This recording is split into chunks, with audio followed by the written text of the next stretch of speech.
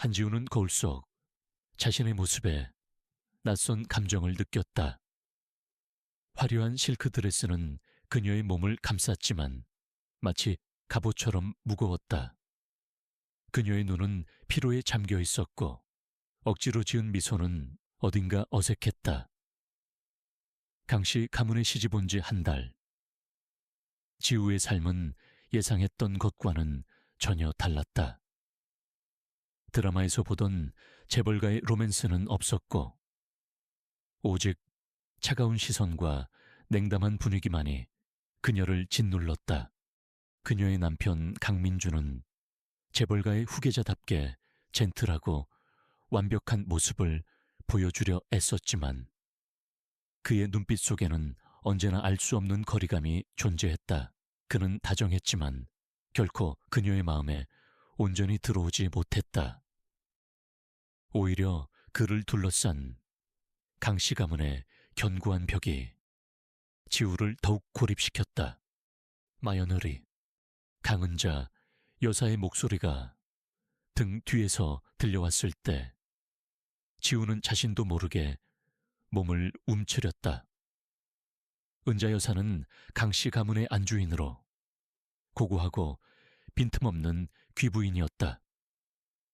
그녀의 우아한 미소 뒤에는 얼음장 같은 냉기가 숨겨져 있었다. 손님들이 다 오셨는데 아직도 이렇게 멍하니 서 있을 셈이냐.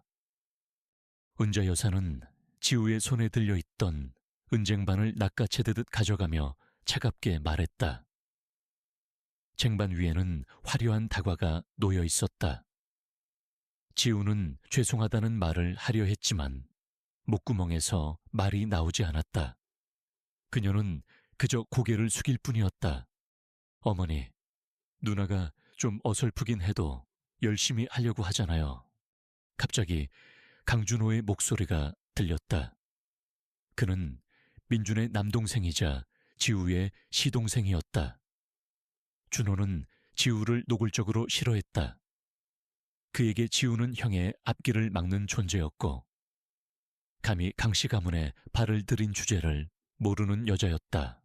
그는 항상 비꼬는 말투로 지우를 약 올렸다. 어설퍼서 이 집안에 도움이 되겠니? 지우씨, 솔직히 말해봐. 우리 집안의 품격이 우스워 보여서 이러는 거지. 은자 여사는 날카로운 눈으로 지우를 노려봤다. 지우는 심장이 쿵 떨어지는 기분이었다. 그녀는 아무 말도 할 수 없었다. 그녀가 이 집안에 시집 온 것은 순전히 민준의 뜻이었다. 민준은 지우의 소박함과 순수함에 이끌렸다고 했지만 그 소박함이 이 집안에서는 단점이 될 줄은 몰랐다. 그날 저녁, 손님들이 돌아가고 난 후 은자 여사는 지우를 서재로 불렀다. 서재는 강씨 가문의 역사를 고스란히 담고 있는 듯했다. 오래된 서적들과 고풍스러운 가구들, 그리고 벽에 걸린 족자들이 위압감을 더했다. 이게 뭐냐? 은자 여사는 손에 들고 있던 무언가를 탁자 위에 던지듯 내려놓았다. 쨍그랑하는 소리가 서재 안에 울려 퍼졌다. 지우의 시선이 그곳에 닿았다. 그것은 그녀가 오늘 아침에 깨뜨렸던 비녀였다. 아침에 지우는 손님 맞이 준비를 돕다가 실수로 은자 여사의 화장대 위로 넘어졌다. 그 충격으로 화장대 위에 놓여있던 고풍스러운 비녀가 바닥으로 떨어져 산산조각이 나버렸다. 은자 여사는 그 비녀를 아끼는 듯했지만 지우는 그저 오래된 장신구라고 생각했다. 낡고 색이 바랜 평범한 비녀였다. 이게 겨우 그런 비녀인 줄 아니. 은자 여사의 목소리가 차갑게 가라앉았다. 그녀의 눈은 마치 불꽃처럼 이글거렸다. 이 비녀는 우리 강씨 가문의 대대로 내려오는 가보다 수백 년의 역사를 지닌 우리 가문의 혼이 담긴 물건이라고. 네가 감히 이런 것을 부셨다는 말이지. 지우는 충격으로 말문이 막혔다.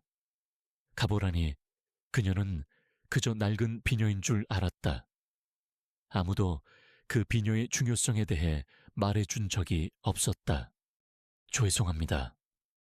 어머님, 정말 모르고 모르는 게 죄다. 감히 내까지 것이 우리 집안의 가보를 훼손하다니. 너 같은 천한 것이 우리 집에 들어오니 이런 불길한 일이 생기는 거다. 은자 여사의 폭언이 쏟아졌다. 지우는 눈물이 터져 나올 것 같았지만 억지로 참았다. 그녀는 이 상황을 어떻게든 해결하고 싶었다. 제가 어떻게든 복구하겠습니다. 아니면 다른 것으로라도.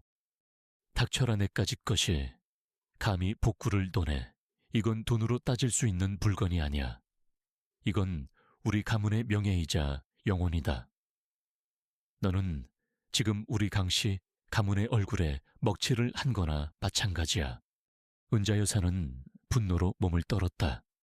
그녀의 눈빛에는 증오가 가득했다. 지우는 온몸이 얼어붙는 듯한 기분이었다. 그녀는 그저 고개를 숙인 채 벌벌 떨 수밖에 없었다. 그때 준호가 서재 문을 열고 들어왔다. 그의 얼굴에는 비웃음이 가득했다. 어머니, 너무 화내지 마세요. 어차피 저런 여자한테 뭘 기대했어요. 천박한 근성은 어디 안 가는 법이죠. 준호야, 내 오는 빠져라. 은자 여사는 아들 준호에게까지 화를 냈다. 준호는 어깨를 으쓱하며 탁자 위 비녀의 자네를 쳐다봤다. 저게 가보라고요. 낡아빠진 비녀가. 뭐 그리 대단하다고. 어머니도 참. 준호 닥쳐라. 은자 여사는 준호의 말에 더욱 격분했다. 그녀는 준호를 쏘아보며 눈을 부라렸다. 준호는 마지못해 입을 다물었지만 그의 눈빛은 여전히 지우를 경멸하고 있었다. 지우 씨, 잘 들어. 너는 오늘 우리 가문에 신성한 것을 더럽혔다. 앞으로 너는 이 집안의 그림자처럼 살아라. 나대지 말고 조용히 네 본분을 지켜라. 그리고 이 비녀가 어떤 의미인지 너는 평생을 두고 알아가게 될 것이다. 은자 여사의 목소리는 낮았지만 그 속에는 섬뜩한 경고가 담겨 있었다. 지우는 그 말이 그녀의 미래를 예고하는 듯한 불길한 예감에 사로잡혔다. 그녀의 가슴 속에서는 알 수 없는 불안감이 싹트기 시작했다. 그녀는 강씨 가문의 며느리가 아닌 마치 포로가 된 듯한 기분이었다. 이 비녀가 단순한 가보가 아니라 그녀의 인생을 지옥으로 만들 열쇠가 될 줄은 꿈에도 몰랐다. 그녀는 그저 이 상황을 벗어나고 싶었지만 발걸음은 떨어지지 않았다. 밤은 깊어지고 강씨 가문의 고요함 속에서 지우의 절망은 더욱 깊어졌다. 그녀의 눈에서는 이제 참았던 눈물이 흐르기 시작했다. 이 결혼은 그녀에게 구원이 아닌 저주였다. 그녀는 이제 이 거대한 저택 안에서 홀로 외로이 싸워야 했다. 그녀는 탁자 위에 흩어진 비녀의 조각들을 멍하니 바라보았다. 그 낡고 빛바랜 조각들이 그녀의 발목을 잡는 거대한 족쇄처럼 느껴졌다. 그녀는 강씨 가문의 깊이를 알 수 없는 어둠 속으로 점점 더 빠져들고 있었다. 과연 그녀는 이 어둠 속에서 벗어날 수 있을까? 혹은 이 어둠이 그녀를 완전히 삼켜버릴까? 강씨 가문의 차갑고 위압적인 분위기는 비녀 사건 이후 더욱 짙어졌다. 한지우는 마치 투명인간처럼 취급당했다. 시어머니 강은자 여사는 그녀를 노골적으로 무시했고 시동생 강준호는 틈만 나면 비아냥거렸다. 남편 강민주는 아내의 고통을 외면하는 듯했다. 그는 항상 바쁘다는 핑계로 집을 나섰고 집에 있을 때조차 지우와 눈을 마주치려 하지 않았다. 지우는 이 거대한 저택에서 완전히 혼자가 된 기분이었다. 그녀의 유일한 위안은 저택 뒤뜰에 버려진 늙은 개, 마로였다. 마로는 한때 강씨 가문의 자랑이었던 사냥개였지만 이제는 나이가 들어 기력이 쇠한 채 낡은 계집에서 홀로 지내고 있었다. 마로는 뼈가 앙상하게 드러난 몸으로 힘없이 누워있거나 아니면 저택 뒤편에 굳게 잠긴 창고 쪽을 멍하니 바라보고 있었다. 지우는 마로에게 음식을 가져다 주며 조용히 이야기를 건넸다. 마로는 처음에는 경계하는 듯 했지만 지우의 따뜻한 손길과 목소리에 점차 마음을 열었다. 그녀가 쓰다듬을 때마다 마로는 꼬리를 아주 미세하게 흔들었고 그 눈빛은 어딘가 슬퍼 보였다. 마로야, 네오도 나처럼 외롭니 이 큰 집에서. 우리는 혼자구나. 지우는 마로의 머리를 쓰다듬으며 중얼거렸다. 마로는 지우의 손에 머리를 기댔다. 그 순간 지우는 마로의 눈빛이 특정 방향을 향하고 있음을 알아차렸다. 그것은 바로 뒤뜰 가장자리에 위치한 낡은 창고였다.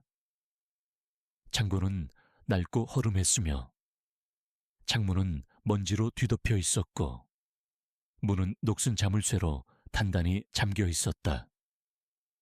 그곳에서는 음침하고 불길한 기운이 풍겨 나오는 듯했다. 저 안에 뭐가 있는데, 마로야. 지우는 호기심에 창고 쪽으로 한 발짝 다가섰다. 그러자 마로는 갑자기 몸을 일으켜 세우더니 낮게 으르렁거렸다. 경고하는 듯한 소리였다. 지우는 마로의 행동에 의아함을 느꼈다. 마로는 창고를 응시하며 마치 그 안에 무언가 숨겨져 있다는 듯 안절부절 못했다. 강씨 가문에는 기이한 소문이 돌고 있었다. 아주 오래전부터 전해 내려오는 가문의 저주에 대한 이야기였다.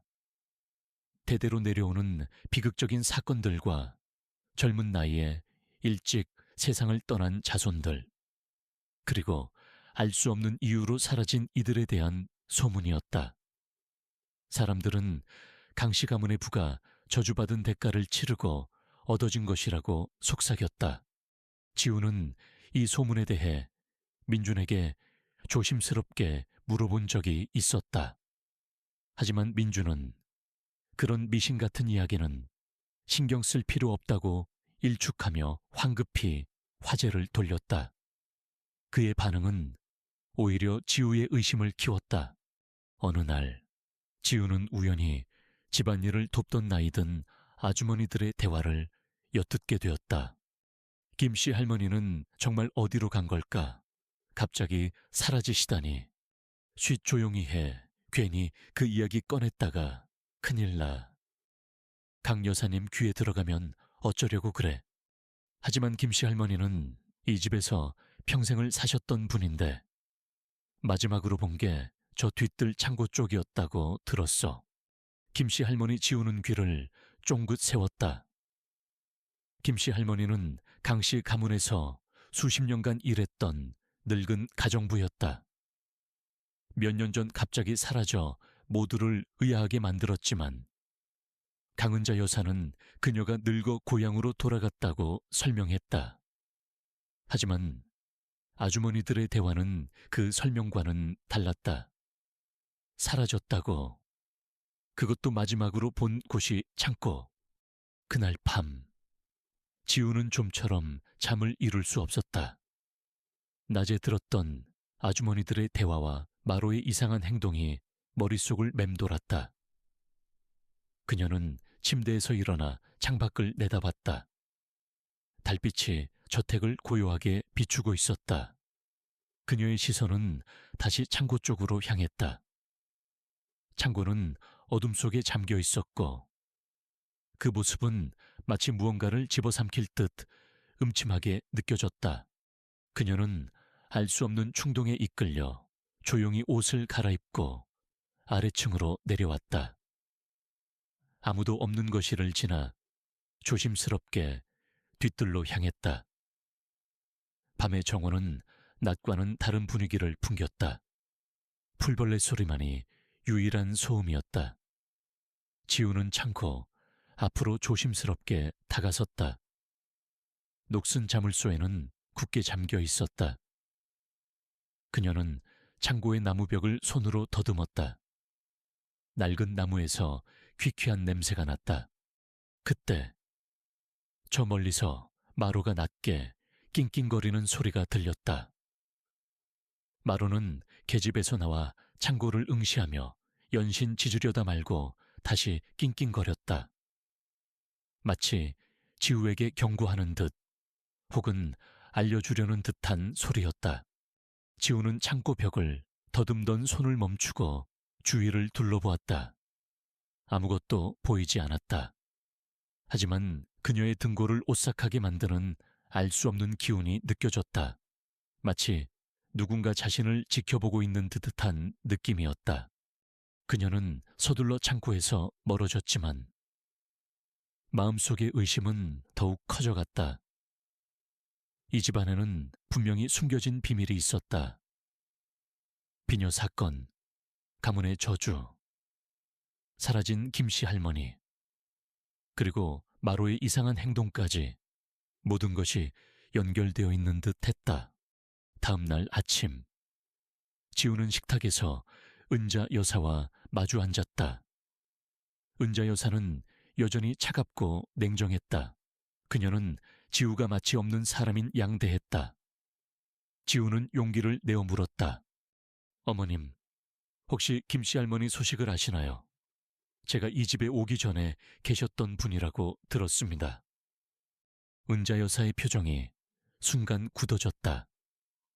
그녀의 눈빛에 섬광 같은 것이 스쳐 지나갔다.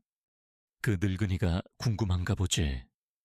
그는 늙어서 시골로 내려갔다. 그 이상도 이하도 아니니 쓸데없는 것에 신경 쓰지 마라. 은자 여사의 목소리는 싸늘했지만 지우는 그녀의 눈빛 속에서 무언가 불안한 기색을 읽을 수 있었다. 그녀는 확실히 김씨 할머니의 행방에 대해 알고 있었다. 그리고 그 지식은 그녀를 불편하게 만들고 있었다. 식사가 끝나자마자 은자 여사는 자리를 떴고 준호는 지우를 비웃으며 따라 나갔다. 지우는 홀로 식탁에 남아 생각에 잠겼다. 그녀는 이제 확신했다. 이 집안의 비밀은 생각보다 훨씬 깊고 어두웠다. 그리고 그 비밀의 한가운데에는 낡은 비녀와 사라진 김씨 할머니, 그리고 저 뒤뜰에 창고가 있었다. 지우는 그 창고에 반드시 들어가 봐야겠다고 결심했다. 그녀의 직감은 그곳에 모든 실마리가 있을 것이라고 속삭였다. 그녀는 이제 강씨 가문의 며느리가 아닌 한 명의 진실을 찾는 탐정처럼 느껴졌다. 과연 그녀는 이 거대한 저택에 얽힌 어두운 비밀을 밝혀낼 수 있을까? 그리고 그 비밀이 그녀의 삶에 어떤 영향을 미칠까? 그녀의 마음속에는 두려움과 함께 알 수 없는 결의가 싹트고 있었다. 낡은 비녀의 조각들은 지우의 머릿속을 떠나지 않았다. 특히 손에 쥐었던 작은 파편 하나가 유난히 신경 쓰였다. 그것은 여느 장신구의 재질과는 다른 묘한 빛깔을 띠고 있었다. 섬세하게 새겨진 문양이 있었는데 언뜻 보아서는 그저 장식처럼 보였지만 지우의 눈에는 어딘가 특별해 보였다. 그녀는 그 조각을 몰래 자신의 서랍 깊숙한 곳에 숨겨두었다. 그날 밤 강씨 저택에는 기이한 소리가 울려 퍼졌다. 잠을 이루지 못하고 뒤척이던 지우의 귀에 희미한 울음소리가 들려왔다. 처음에는 바람소리인가 싶었지만 곧 그 소리가 흐느끼는 듯한 여인의 울음소리임을 깨달았다. 소리는 뒤뜰 쪽, 정확히는 낡은 창고 근처에서 들려오는 듯했다. 지우는 침대에서 벌떡 일어나 창문으로 달려갔다. 어둠 속에서 창고는 더욱 음산한 그림자를 드리우고 있었다. 마루도 이상했다. 낑낑거리는 소리가 들리더니 계집에서 나와 창고를 향해 낮게 으르렁거렸다. 평소보다 훨씬 격렬하게 짖으려 애쓰는 모습이었다. 마루의 털은 곤두서 있었고 눈은 공포에 질린 듯 크게 뜨여 있었다. 마치 보이지 않는 무언가와 싸우는 듯한 몸짓이었다. 지우는 오싹한 한기를 느꼈다. 그녀는 홀린 듯 창문 밖을 응시했지만 어둠 속에는 아무것도 보이지 않았다. 울음소리는 이내 잦아들었지만 그 여우는 지우의 심장을 계속 죄어왔다. 다음 날 아침, 지우는 퉁퉁 부은 눈으로 식탁에 앉았다. 은자 여사는 어젯밤의 소동을 알 리 없는 듯 평온하게 식사를 했다. 지우는 용기를 내어 조심스럽게 물었다. 어머님, 혹시 어젯밤에 이상한 소리 못 들으셨어요? 은자 여사의 젓가락질이 멈칫했다. 그녀는 천천히 고개를 들어 지우를 날카롭게 응시했다. 이상한 소리라니 밤늦게 잠도 안 자고 헛것을 들었나 보군. 이 집은 언제나 고요하다. 쓸데없는 소리는 하지 마라. 은자 여사의 목소리는 싸늘했지만 지우는 그녀의 눈빛 속에서 미세한 동요를 읽어낼 수 있었다. 은자 여사는 확실히 무언가를 숨기고 있었다. 그리고 그녀의 불안감은 그 비밀과 연결되어 있는 듯했다. 지우는 마로가 왜 그렇게 창고에 집착하는지 궁금했다. 그녀는 그날 오후 마로에게 먹이를 주러 갔다. 마로는 여전히 창고 쪽을 바라보며 킁킁거리고 있었다. 지우는 마로의 시선을 따라 창고 쪽을 더 자세히 살펴보았다. 낡은 벽돌 사이, 무성한 넝쿨 아래 희미하게 드러난 작은 문이 있었다. 그것은 마치 존재하지 않는 것처럼 위장되어 있었다. 지우는 손으로 넝쿨을 걷어내 보았다. 오래된 나무 문은 녹슨 빗장으로 굳게 잠겨 있었다. 그녀는 직감적으로 이 문이 사라진 김씨 할머니와 연관되어 있을 것이라고 생각했다. 그녀는 어떻게든 이 창고에 들어가야겠다고 결심했다. 하지만 혼자서는 쉽지 않을 일이었다. 그때 지우의 머릿속에 한 가지 생각이 스쳤다. 할머니의 일기장, 강씨 가문에 시집 온 후 지우는 시할머니의 유품을 정리하는 것을 도운 적이 있었다. 그 과정에서 그녀는 시할머니가 쓰던 낡은 일기장을 발견했다. 일기장은 대부분 일상적인 내용이었지만 가끔씩 이해하기 어려운 비유적인 표현이나 알 수 없는 글자들이 섞여 있었다. 당시에는 대수롭지 않게 여겼지만 지금 생각해보니 그 일기장이 이 모든 비밀의 실마리가 될 수도 있다는 생각이 들었다. 지우는 몰래 시할머니의 일기장을 찾아냈다. 오래된 책장, 깊숙한 곳에 먼지 쌓인 채 놓여 있었다. 그녀는 조심스럽게 일기장을 펼쳤다. 할머니의 붓글씨는 정갈했지만 내용의 일부는 난해했다. 특히 그녀의 눈길을 사로잡은 것은 비녀 조각에 새겨진 문양과 유사한 형태의 그림과 함께 쓰여진 문구였다. 운명의 열쇠가 부서지면 진실의 문이 열리고 수호자는 길을 인도하리니 봉인된 기억이 깨어나리라. 운명의 열쇠, 수호자, 봉인된 기억. 지우는 머릿속이 복잡해졌다. 이 비유적인 문구들은 대체 무엇을 의미하는 걸까? 그리고 그 옆에는 한 여인의 초상화가 희미하게 그려져 있었다. 젊고 아름다운 여인이었는데 그녀의 눈빛은 어딘가 슬프고 아련해 보였다. 그 여인의 머리에는 부서진 비녀와 똑같은 형태의 비녀가 꽂혀 있었다. 일기장의 다른 페이지에는 강씨 가문의 선조들에 대한 이야기가 짧게 언급되어 있었다. 이상하게도 특정 시기에 대한 기록은 매우 간략하거나 아예 누락되어 있었다. 마치 누군가 고의적으로 지운 듯한 흔적도 보였다. 할머니는 또한 종종 그 아이, 불쌍한 아이라고 불리는 존재에 대해 언급했는데 그 아이가 누구인지는 명확하지 않았다. 하지만 그녀는 그 아이가 깊은 곳에 잠들어 있다거나 진실이 빛을 보게 될 것이라는 식의 알 수 없는 말을 남겼다. 지우는 비녀 조각을 다시 꺼내 일기장에 그려진 문양과 비교했다. 완벽하게 일치했다. 비녀는 단순한 장신구가 아니었다. 그것은 정말로 어떤 열쇠였고 그 열쇠가 부서지면서 무언가가 시작된 것이 분명했다. 마로의 행동도 다시 떠올랐다. 마로는 계속해서 창구와 일기장의 그림을 번갈아 쳐다보는 듯했다. 설마 마로가 수호자를 의미하는 것일까?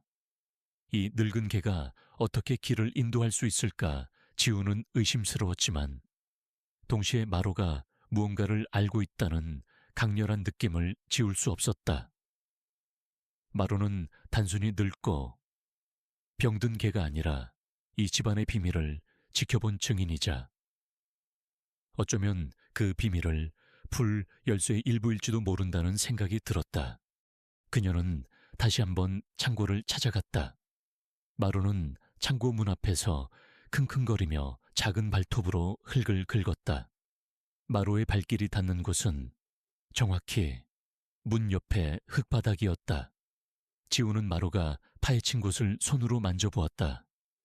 흙이 다른 곳보다 푹신하고 뭔가 묻혀있는 듯한 느낌을 받았다. 그녀는 나뭇가지로 흙을 파내기 시작했다. 얼마 지나지 않아 딱딱한 것이 손에 닿았다. 그것은 작은 나무 상자였다. 오래되고 낡았지만 흙 속에 묻혀 있어서인지 비교적 온전한 형태를 유지하고 있었다. 지우는 상자를 꺼내 조심스럽게 열었다. 안에는 또 다른 낡은 두루마리와 오래된 열쇠 하나가 들어 있었다. 두루마리에는 시할머니의 일기장과 같은 문양과 알 수 없는 고대 문자가 적혀 있었다. 그리고 열쇠는 창고문에 걸려있는 녹슨 자물쇠와 똑같은 모양이었다. 지우의 심장이 격렬하게 뛰었다. 그녀는 드디어 창고 안으로 들어갈 열쇠를 찾은 것이다. 그리고 그 열쇠는 마로의 도움으로 찾은 것이었다. 마로는 그녀의 곁에서 조용히 앉아 창고를 바라보고 있었다. 그의 눈빛은 더 이상 슬프지 않았다. 대신 미묘한 기대와 함께 무언가를 해냈다는 듯한 만족감이 깃들어 있었다. 그녀는 두루마리를 자세히 살펴보았다. 고대 문자는 그녀가 과거에 독학했던 희귀 고대어와 놀랍도록 유사했다. 그녀는 어린 시절 우연히 접하게 된 고대 문자에 매료되어 혼자서 연구했던 경험이 있었다. 그때는 그 지식이 어디에도 쓸모없을 것이라고 생각했지만 지금 이 순간 그 지식이 빛을 발하고 있었다. 그녀는 희미하게나마 문자를 해독할 수 있을 것 같았다. 두루마리의 첫 문장은 지우의 손을 떨리게 만들었다. 강씨 가문의 지하에 잠든 영혼이 깨어나리라. 그리고 그 다음은 훨씬 더 충격적인 내용이었다. 강씨 가문이 부를 축적하게 된 비극적인 과거, 그리고 어떤 여인이 봉인되어 있다는 이야기가 적혀 있었다. 모든 것이 그녀가 상상했던 것보다 훨씬 더 거대한 비밀이었다. 낡은 비녀의 조각, 마로의 이상한 행동, 김씨 할머니의 실종, 그리고 시할머니의 일기장까지 모든 조각들이 맞춰지고 있었다. 이 비밀은 강씨 가문 전체를 뒤흔들 만큼 거대한 것이었다. 지우는 심호흡을 했다. 그녀는 이제 돌이킬 수 없는 길을 걷고 있었다. 낡은 창고의 녹슨 자물쇠에는 묵직한 소리를 내며 풀렸다. 오랜 시간 굳게 닫혀있던 문이 천천히 열리자 퀴퀴한 곰팡이 냄새와 함께 차가운 공기가 지우의 얼굴을 스쳤다. 창고 안은 어둠 속에 잠겨 있었다. 지우는 손전등을 켜 주위를 비췄다. 거미줄이 잔뜩 엉켜 있었고 낡은 농기구들과 먼지 쌓인 가구들이 어지럽게 놓여 있었다. 그녀의 발밑에서는 쥐들이 바스락거리며 도망쳤다. 마루는 지우의 발치에 바싹 붙어 창고 안을 경계하듯 둘러봤다. 그의 꼬리는 낮게 흔들리고 있었지만 눈빛은 예리했다. 지우는 손전등을 구석구석 비추며 두루마리에 적힌 지하로 통하는 문의 단서를 찾았다. 마루는 갑자기 한쪽 벽을 향해 킁킁거리더니 앞발로 땅을 긁기 시작했다. 그곳은 낡은 선반이 놓여있는 벽이었다. 지우는 선반을 치워냈다. 그 뒤에는 닳고 낡은 벽돌이 보였다. 벽돌 사이의 틈새를 따라 손을 짚어보니 예상대로 어딘가 깊숙이 꺼져 들어가는 듯한 느낌이 들었다. 숨겨진 문이었다. 그녀는 벽돌을 밀어보았다. 처음에는 꼼짝도 하지 않았다. 지우는 마루가 긁었던 곳을 다시 확인하며 힘껏 밀었다. 삐걱거리는 소리와 함께 벽돌 벽이 안으로 밀려 들어가며 좁은 계단이 모습을 드러냈다. 계단은 아래로 깊숙이 이어져 있었고 그 끝은 어둠에 잠겨 있었다. 지우는 마루를 쳐다봤다. 마루는 조용히 지우의 옷자락을 물고 끌어당겼다. 마치 가자고 재촉하는 듯했다. 지우는 알 수 없는 용기를 얻어 조심스럽게 계단을 내려갔다. 계단을 내려갈수록 공기는 더욱 차가워지고 습해졌다. 퀴퀴한 흙냄새와 함께 알 수 없는 서늘한 기운이 그녀를 감쌌다. 계단의 끝에는 작은 공간이 나타났다. 손전등 빛에 드러난 것은 놀랍게도 작은 지하 감옥이었다. 좁은 공간에는 낡은 침대 하나와 녹슨 철창이 있었다. 그리고 그 침대 위에는 해골이 된 듯한 흔적이 남아 있었다. 옆에는 낡은 옷가지와 함께 작은 천 가방이 널브러져 있었다. 지우는 숨을 들이켰다. 이곳은 김씨 할머니가 사라진 곳이었다. 그녀는 이곳에 갇혀 죽음을 맞이한 것이다. 강은자 여사가 그녀를 이곳에 가두었다는 사실이 명백했다. 지우는 천 가방을 조심스럽게 열었다. 안에는 김씨 할머니가 생전에 사용했을 법한 낡은 물건들과 함께 빛바랜 사진 몇 장, 그리고 작은 노트 하나가 들어있었다. 사진 속에는 젊은 시절의 김씨 할머니와 함께 아주 어린 강민준, 그리고 한 여인이 있었다. 그녀의 모습은 시할머니의 일기장에 그려진 초상화 속 여인과 똑같았다. 그녀의 머리에는 비녀가 꽂혀 있었다. 노트를 펼쳤다. 노트에는 김씨 할머니의 떨리는 필체로 쓰인 기록들이 담겨 있었다. 대부분은 강씨 가문 안에서 일어났던 일상적인 일들이었지만 마지막 몇 장에는 충격적인 내용이 적혀 있었다. 그들은 나를 여기에 가뒀다. 내가 지하의 비밀을 너무 많이 알고 있기 때문에. 그들은 영원히 묻고 싶어하는 비밀. 억울하게 죽은 영혼들의 비명소리가 들린다. 그 아이, 불쌍한 선화 아가씨. 그녀는 강씨 가문의 추악한 비밀을 알고 있었다. 강 회장님은 그녀의 능력을 두려워했고 그녀의 입을 막으려 했다. 그녀의 유일한 피부티까지 빼앗아가려 했지. 비녀는 그 모든 진실의 열쇠였다. 그리고 그 열쇠는 그 아이의 피로 봉인되었다. 나는 이 진실을 언젠가 밝히고 싶었다. 하지만 이제 힘이 없다. 내 말을 들을 수 있는 자여, 진실을 밝혀주어. 선화 아가씨. 지우는 노트를 읽는 내내 몸을 떨었다. 김씨 할머니의 글은 조각조각 끊어져 있었지만 그 안에 담긴 절규는 고스란히 느껴졌다.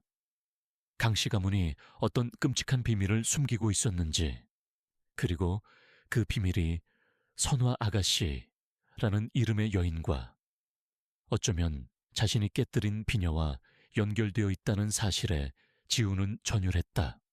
그녀는 지하 감옥을 더 둘러보았다. 벽에는 희미하게 낙서들이 새겨져 있었다. 자세히 보니 고대 문자들이었다. 지우는 자신이 아는 고대 지식으로 해독을 시도했다. 강씨 가문은 거짓 위에 세워졌다. 탐욕과 피로 얼룩진 과거. 그들의 권력은 영혼의 봉인에서 비롯되었다. 진실이 드러나면 모든 것이 무너지리라. 태양의 힘이 어둠을 집어삼키리라. 지우의 머릿속은 혼란스러웠다. 태양의 힘은 또 무엇인가? 그리고 이 모든 것을 어떻게 밝혀낼 수 있을까? 그때 마로가 갑자기 지하 감옥 구석에 쌓여있던 흙더미를 향해 격렬하게 짚기 시작했다. 마로는 흙을 파헤치려 애썼다. 지우는 마로가 가리키는 곳으로 손전등을 비췄다. 그곳에는 희미하게 드러난 낡은 묘비가 있었다. 묘비에는 아무런 글자도 새겨져 있지 않았다. 무명묘였다. 지우는 직감적으로 이곳이 김씨 할머니가 언급한 선화 아가씨의 무덤이라는 것을 알 수 있었다. 그 순간 지우의 뒤에서 인기척이 느껴졌다. 그녀는 화들짝 놀라 뒤를 돌아봤다. 어둠 속에 한 남자의 실루엣이 서 있었다. 누구세요? 지우는 잔뜩 겁에 질린 목소리로 물었다. 남자는 천천히 어둠 속에서 걸어 나왔다. 그의 얼굴이 드러나자 지우는 더욱 놀랐다. 그는 바로 강민준의 형이자 강은자 여사의 장남 강현우였다. 현우는 오랫동안 집을 떠나 연락이 두절된 상태였다. 그는 강씨 가문과 의절했다고 알려져 있었다. 현우의 표정은 어둡고 복잡했다. 그의 눈빛은 지우의 손에 들린 노트와 김씨 할머니의 유품들을 향했다. 여기까지 어떻게? 현우는 낮은 목소리로 말했다. 그의 목소리에는 놀라움과 동시에 알 수 없는 슬픔이 깃들어 있었다. 당신은 강현우 씨 맞죠? 어떻게 여기에? 내가 궁금해서 온 거다. 이 집안의 어두운 그림자는 항상 나를 따라다녔으니까. 현우는 한숨을 쉬며 벽에 기대섰다. 나는 이 집안의 장남이었지만 어머니와는 항상 불화가 심했다. 어머니는 내게 끊임없이 이 가문의 비밀을 지켜야 한다고 강요하셨지. 하지만 나는 항상 그 비밀이 뭔지 알 수 없었다.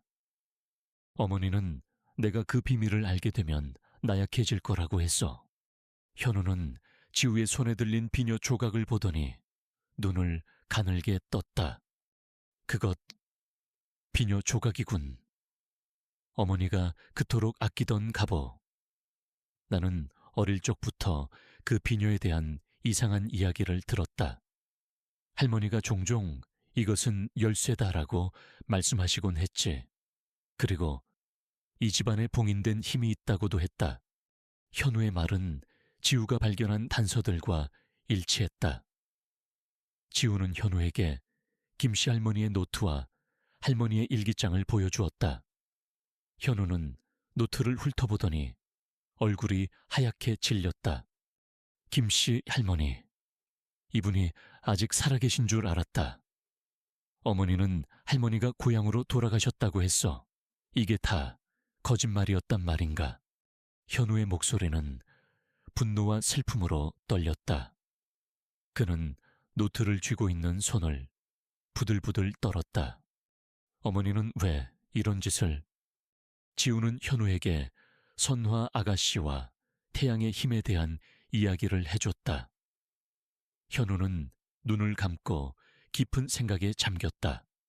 선화 아가씨, 나는 그 이름을 들어본 적이 없다. 하지만 우리 가문의 족보에도 없는 이름이고 어머니가 항상 언급을 꺼리던 시기가 있었다. 어쩌면 그 시기에 관련된 인물일지도 모른다. 현우는 마로를 내려다 봤다. 마로는 조용히 현우의 다리에 머리를 비볐다. 현우는 마로를 쓰다듬으며 중얼거렸다. 마로, 네가 이 모든 것을 지켜보고 있었구나. 지우는 현우에게 말했다. 이 모든 비밀을 밝혀내야 해요. 김씨 할머니의 죽음, 그리고 선화 아가씨의 억울함까지. 강은자 여사가 모든 것을 꾸민 것이 분명해요. 현우는 고개를 들었다. 그의 눈빛은 고통스러웠지만 동시에 강한 결의가 엿보였다.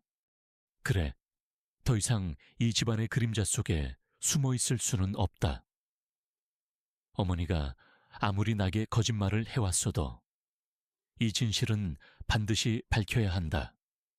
김씨 할머니의 억울한 죽음, 그리고 숨겨진 역사까지 이 모든 것을 세상에 알려야 해. 두 사람은 지하 감옥에서 나왔다. 밖은 이미 어두워져 있었다. 그들은 함께 밤하늘을 올려다보았다. 마로는 그들의 발치에 조용히 앉아 있었다.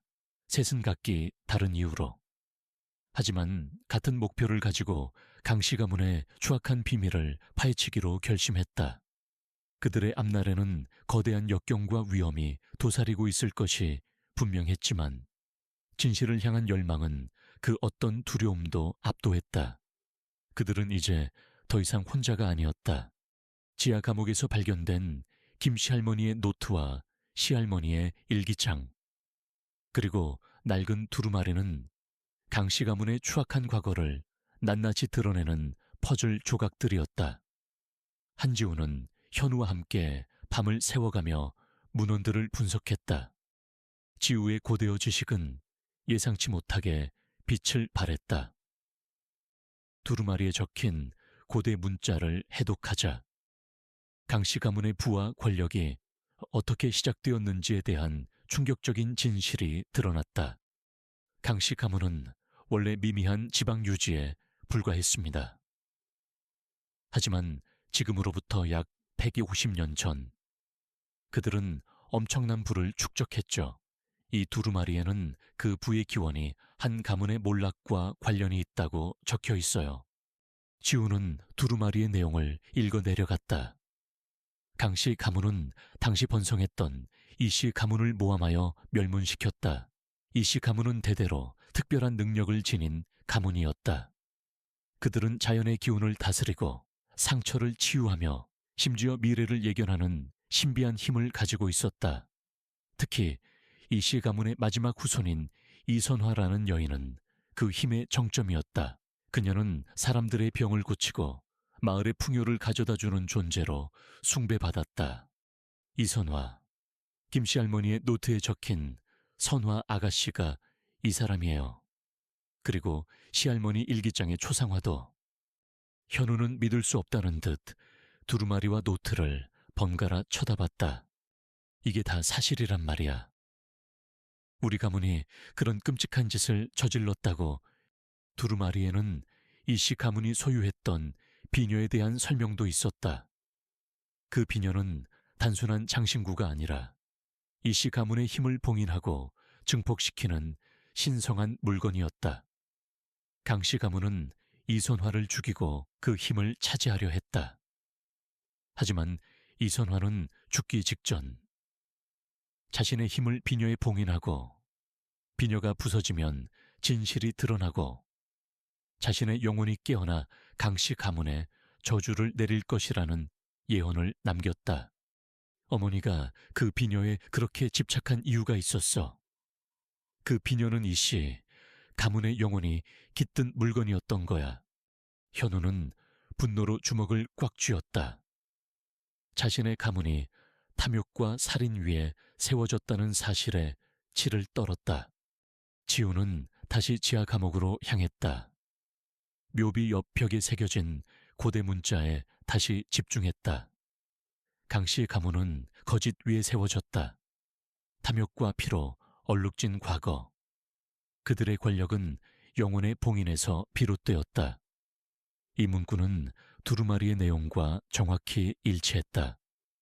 그리고 그녀는 새로운 사실을 발견했다. 묘비 아래 흙 속에 파묻혀 있던 작은 돌 상자였다. 마로가 이전에 흙을 파헤쳤던 바로 그곳이었다.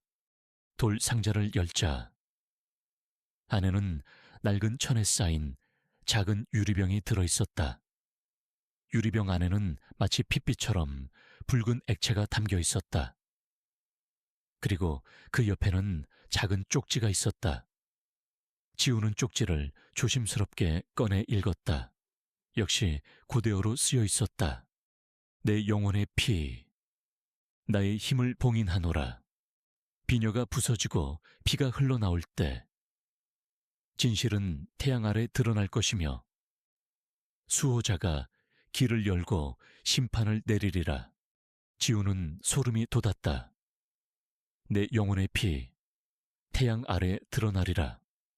이 모든 것이 그녀가 비녀를 깨뜨린 것과 연결되어 있었다. 비녀가 부서지면서 봉인이 깨진 것이고 그 안에 있던 피가 흘러나왔다는 뜻일까? 그리고 그 피가 바로 이 유리병에 담겨 있는 것일까? 그녀는 비녀 조각을 다시 꺼내 들었다. 조각의 단면에는 아주 미세한 홈이 있었다. 어쩌면 그 홈 안에 이선화의 피가 들어있었고 그녀가 비녀를 깨뜨리면서 피가 흘러나오면서 봉인이 풀린 것인지도 모른다. 모든 것이 기묘하게 맞아떨어졌다. 그녀의 우연한 실수가 수백 년간 감춰졌던 비밀을 깨운 것이다. 현우는 마로를 쓰다듬었다. 마로는 조용히 현우의 손에 머리를 비볐다. 할머니 일기장에 수호자가 길을 인도하리라고 적혀 있었지. 마로가 그 수호자였어. 이 집안의 비밀을 알고 있었던 너 유일한 증인. 마로는 오랫동안 이 진실이 밝혀지기를 기다렸던 거야. 현우의 눈빛은 마로를 향해 따뜻하게 빛났다. 마로는 그들의 말을 알아듣는 듯 고개를 끄덕이는 신용을 했다. 그때 저택 안에서 시끄러운 소리가 들려왔다. 강은자 여사와 강준호의 목소리였다. 그들이 지우와 현우의 부재를 눈치챈 것이다. 현우는 지우를 보며 결심한 듯 말했다. 이제 모든 것이 명확해졌어. 김씨 할머니의 억울한 죽음, 이선화 아가씨의 비극, 그리고 우리 가문의 추악한 비밀까지. 어머니는 이 모든 것을 숨기기 위해 평생을 살아왔어. 이제 진실을 밝힐 때야. 그들은 지하 감옥을 나섰다. 창고 밖으로 나오자 강은자 여사와 강준호가 분노에 찬 얼굴로 서 있었다. 은자 여사의 눈은 불꽃처럼 타올랐고 준호는 비웃음 가득한 표정으로 그들을 노려봤다. 감히 너희들이 뭘 하는 거냐? 이곳에 왜 들어갔어? 당장 나와.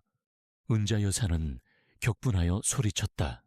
그녀의 눈빛은 마치 모든 것을 집어삼킬 듯했다. 어머니, 이제 그만하세요. 현우의 목소리는 차분했지만 그 속에는 강한 결의가 담겨 있었다. 더 이상 이 추악한 비밀을 숨길 수는 없습니다. 이 모든 것을 세상에 알려야 해요. 김씨 할머니의 억울한 죽음, 이선화 아가씨의 비극, 그리고 우리 가문의 죄악까지. 어머니는 평생을 거짓 속에서 살아오셨지만 이제는 진실이 밝혀질 때입니다. 은자 여사의 얼굴은 하얗게 질렸다. 그녀는 현우의 손에 들린 노트와 두루마리를 보고 경악했다. 그것을 어떻게? 당장 내놔, 당장. 은자 여사는 달려들어 현우의 손에 있는 노트와 두루마리를 빼앗으려 했다. 준호도 거들려 했지만 현우는 단호하게 물러섰다. 어머니, 더 이상은 안 됩니다. 모든 것이 끝났어요. 뭐가 끝났다는 거야. 감히 내까지 것들이 우리 가문을 망치려 드는구나. 이 빌어먹을 것들. 내가 너희들을 그냥 두지 않을 거야. 은자 여사는 이성을 잃은 듯 소리쳤다. 그녀는 주위를 둘러보며 무언가 붙잡을 것을 찾았다. 그녀의 손에 잡힌 것은 낡은 벽돌이었다. 그녀는 벽돌을 들고 지우에게 달려들었다. 이 모든 것은 내년 때문이다.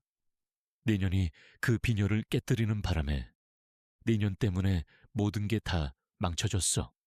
그녀의 눈은 광기로 가득했다.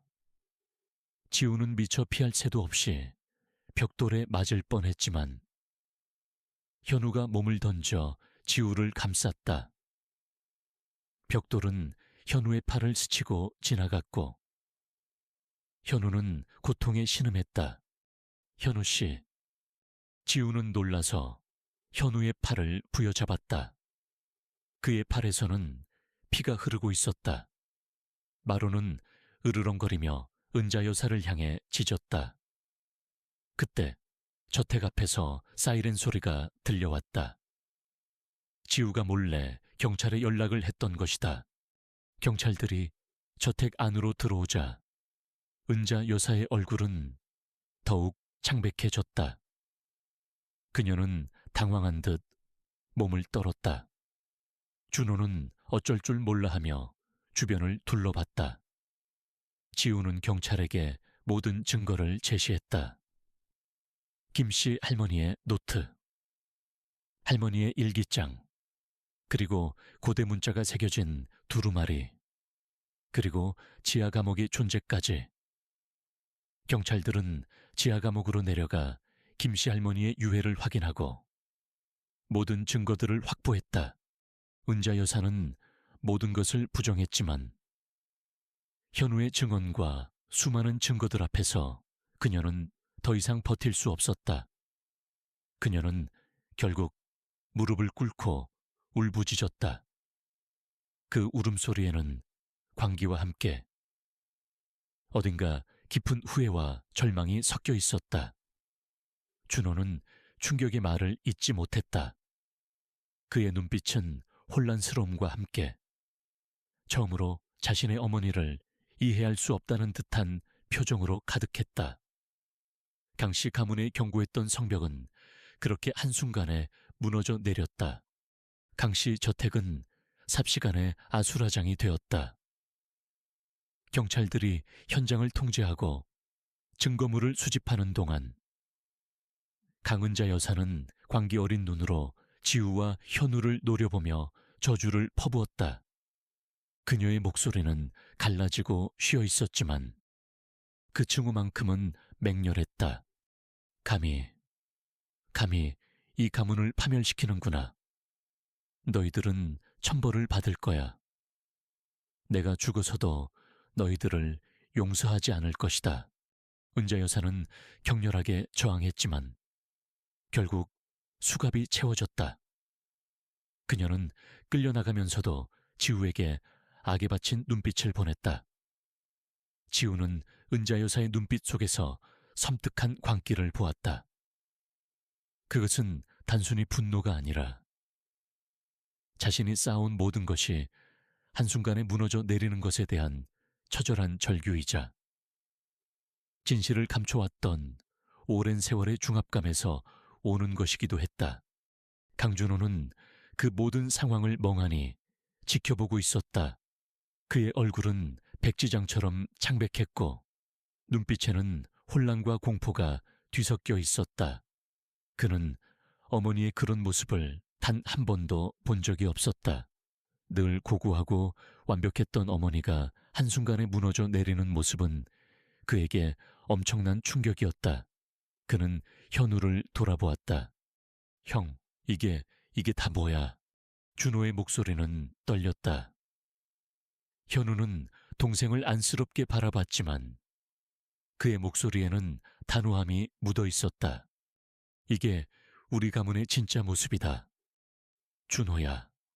어머니가 평생을 숨겨왔던 진실. 현우는 준호에게 김씨 할머니의 노트와 고대 두루마리를 보여주었다. 준호는 손을 떨며 그것들을 받아들었다. 내용을 읽어 내려갈수록 그의 얼굴은 더욱 굳어졌다. 그의 눈빛에서는 경멸과 불신, 그리고 자기 혐오가 뒤섞였다. 자신이 그토록 자랑스러워했던 가문이 사실은 살인과 기만 위에 세워졌다는 사실을 받아들이기란 쉽지 않았다. 언론은 강씨 가문의 추악한 비밀에 대해 대서특필했다. 재벌가, 150년 숨겨진 살인과 유산 강탈이라는 자극적인 헤드라인이 신문 한 면을 장식했다. 김씨 할머니의 유해가 발견되고 이선화라는 이름의 여인과 그녀의 특별한 능력이 세상에 알려지면서 국민들은 충격에 빠졌다. 강씨 가문의 모든 사업은 압수수색을 당했고 관련자들은 줄줄이 소환되었다. 강은자 여사는 살인 및 사체 유기, 그리고 사기 등 여러 혐의로 기소되었다. 재판 과정에서 그녀는 끝까지 자신의 무죄를 주장하며 모든 것이 지우와 현우의 모략이라고 우겼다. 그녀는 김씨 할머니가 스스로 사라진 것이며 이선화는 단지 미신에 불과하다고 주장했다. 하지만 지우가 제출한 고대 문헌들의 해석과 현우의 증언, 그리고 마로의 기이한 행동까지 모든 증거들은 그녀의 주장을 반박했다. 특히 마로가 김씨 할머니가 묻혔던 장소와 이선화의 묘비를 정확히 찾아내고 반응한 것은 과학적으로 설명하기 어려운 현상이었지만 수많은 증인들의 증언과 함께 언론의 집중적인 조명을 받으며 대중에게 깊은 인상을 남겼다. 마로는 진실을 밝히는 수호견으로 불리며 국민적 영웅이 되었다. 재판은 세간의 이목을 집중시켰고 결국 강은자 여사에게는 중형이 선고되었다. 그녀는 법정에서 마지막까지 지우를 향해 증오심 가득한 눈빛을 보냈다. 너 때문에 다 망했어. 그녀의 마지막 말은 지우의 귓가에 맴돌았다. 한편 강민주는 아내의 폭로와 어머니의 추악한 진실에 큰 충격을 받았다. 그는 모든 것을 회피하려 했지만 더 이상 숨을 곳이 없었다. 그는 결국 지우에게 용서를 빌었다. 지우야, 미안하다. 내가 너무 어리석었어. 이 모든 진실을 외면하고 너를 힘들게 했구나. 그의 사과는 진심이었다. 하지만 지우는 쉽게 그의 사과를 받아들일 수 없었다. 그녀는 그에게서 느꼈던 거리감, 그리고 외면당했던 시간들을 쉽게 잊을 수 없었다. 당신은 당신의 가족들이 저지른 죄를 모른 척 했잖아요. 저와 마로가 얼마나 힘들었는지 아세요? 당신은 늘 그림자처럼 제 곁을 맴돌기만 했을 뿐, 진정으로 저를 이해하려 하지 않았어요. 민주는 고개를 숙였다. 그는 지우의 말에 반박할 수 없었다. 그 자신도 이 거대한 그림자에서 자유롭지 못했던 것이다. 그는 강씨 가문의 명예와 자신의 안위를 지키기 위해 애써 진실을 외면했던 것을 후회했다. 준호는 어머니의 구속과 가문의 몰락에 깊은 절망감에 빠졌다. 그는 한동안 방황하며 술로 세월을 보냈다. 하지만 현우와 지우는 그를 외면하지 않았다. 특히 현우는 동생에게 직접 찾아가 진심 어린 충고를 건넸다. 준호야, 이제부터는 네 삶을 네가 선택해야 한다. 과거의 죄를 후회하고 반성하는 것도 중요하지만 더 중요한 건 앞으로 어떻게 살아갈지 결정하는 거야. 이 모든 진실을 마주하고 새로운 시작을 해야 해. 현우의 진심, 어린 조언에 준호는 서서히 마음을 열었다. 그는 자신이 지우에게 저질렀던 모든 행동들을 후회하고 진심으로 사과했다. 그는 이 모든 것이 자신의 어리석음과 어머니에 대한 맹목적인 믿음 때문이었다고 자책했다. 준호는 스스로 모든 권력을 내려놓고 가문의 부당한 재산 환수를 위해 적극적으로 협력했다. 그는 강씨 가문이 저질렀던 죄악을 속죄하기 위해 봉사활동에 매달렸다. 강씨 가문의 재산은 대부분 사회에 환원되었다. 이선화 가문의 후손들은 오랜 시간 억울함을 풀고 정당한 보상을 받을 수 있게 되었다. 지우는 이 모든 과정에서 현우와 함께했다. 그들은 단순히 가족을 넘어 진실을 추구하는 동반자가 되었다. 지우는 이제 더 이상 강씨 가문의 그림자가 아니었다. 그녀는 자신의 용기와 지혜로 거대한 비밀을 밝혀낸 진정한 의미의 독립적인 존재가 되었다. 마로는 그들의 곁을 한시도 떠나지 않았다. 재판이 끝난 후 마로는 지우와 현우의 품에서 조용히 눈을 감았다. 그는 평생을 지켜왔던 비밀이 드디어 세상에 드러나는 것을 보고 편안하게 잠든 듯했다. 마로의 죽음은 지우와 현우에게 큰 슬픔이었지만 동시에 그의 희생과 헌신에 대한 깊은 감사를 느끼게 했다. 마로는 그들에게 단순한 개가 아니라 진실을 향한 길을 열어준 수호자이자 가족이었다. 그들은 마로를 강씨 저택 뒤뜰 이선화의 묘비 옆에 정성껏 묻어주었다. 그곳은 이제 더 이상 음침한 공간이 아니라 진실이 시작된 성스러운 장소가 되었다. 강씨 저택은 이제 비어 있었다. 그 거대한 저택은 과거의 어두운 그림자를 간직한 채 새로운 주인을 기다리고 있었다. 지우와 현우는 저택을 떠나 새로운 보금자리를 찾았다. 그들은 더 이상 강씨 가문의 이름에 얽매이지 않고 자신들만의 삶을 만들어가기로 했다. 진실은 밝혀졌지만 그 과정에서 얻은 상처는 쉽게 아물지 않았다. 하지만 그들은 서로에게 의지하며 천천히 치유의 길을 걸어갔다. 강씨 저택을 떠난 지우와 현우는 도시 외곽의 한적한 마을에 작은 집을 얻었다. 그들은 더 이상 화려한 삶을 쫓지 않았다.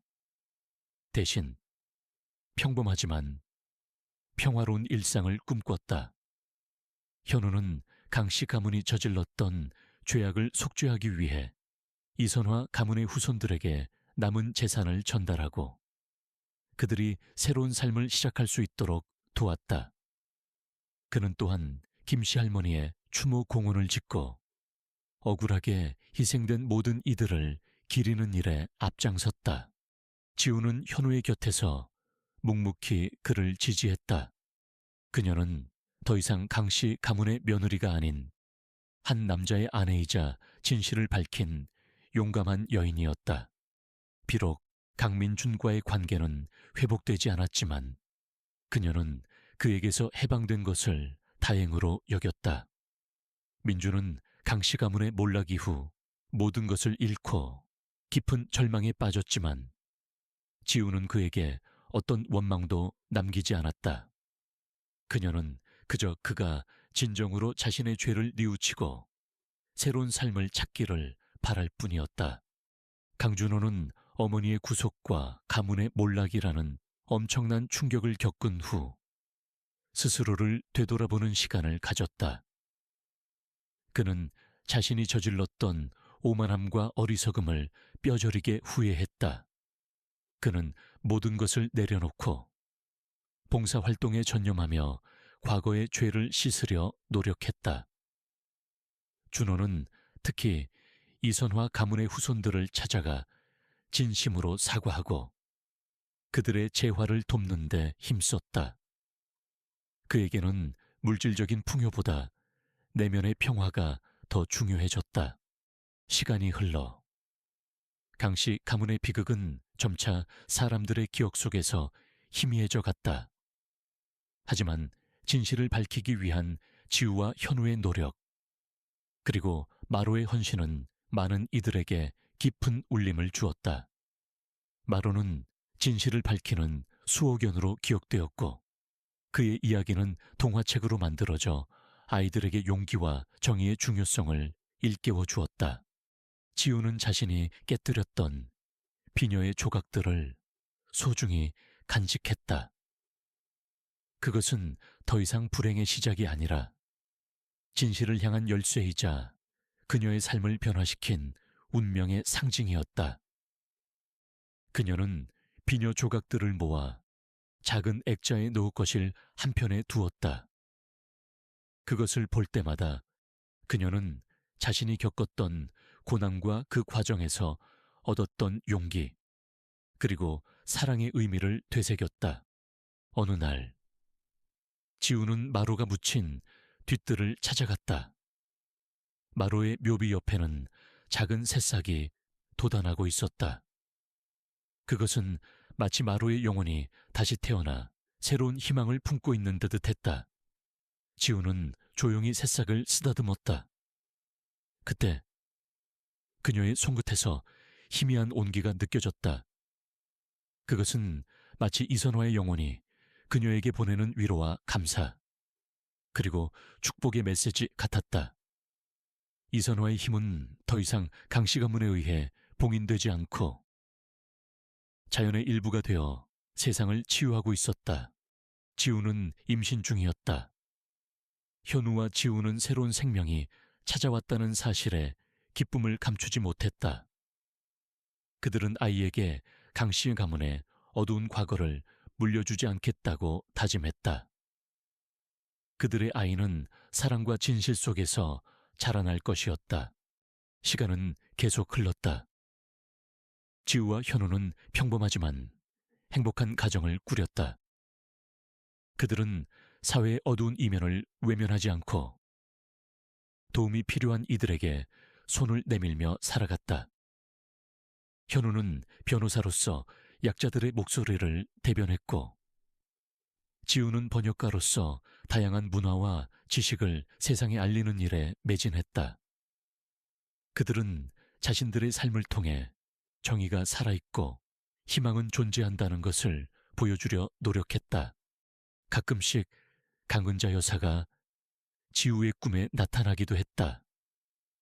그녀는 여전히 지우를 증오하는 눈빛으로 노려보았지만 꿈속의 은자 여사는 이전처럼 강력하지 않았다. 그녀는 마치 스스로의 죄의 무게에 짓눌려 고통받는 영혼처럼 보였다.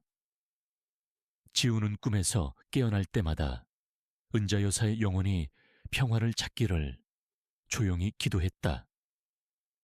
그녀는 더 이상 은자 여사를 미워하지 않았다. 그저 안타까워할 뿐이었다. 어느 맑은 아침, 지우는 창가에 앉아 새로 돋아난 새싹을 바라보았다. 그 옆에는 마로의 작은 사진이 놓여 있었다. 그녀는 손을 뻗어 사진을 쓰다듬었다. 이 모든 것이 마치 오래된 꿈처럼 느껴졌다. 하지만 그녀의 손에 닿는 비녀 조각의 감촉은 그녀가 겪었던 모든 일이 현실이었음을 상기시켜 주었다. 그녀는 이제 더 이상 과거의 그림자에 갇히지 않았다. 그녀는 새로운 삶을 시작했고, 그 삶은 진실과 사랑으로 가득 차 있었다. 그녀의 눈빛은 강인하고 평화로웠다.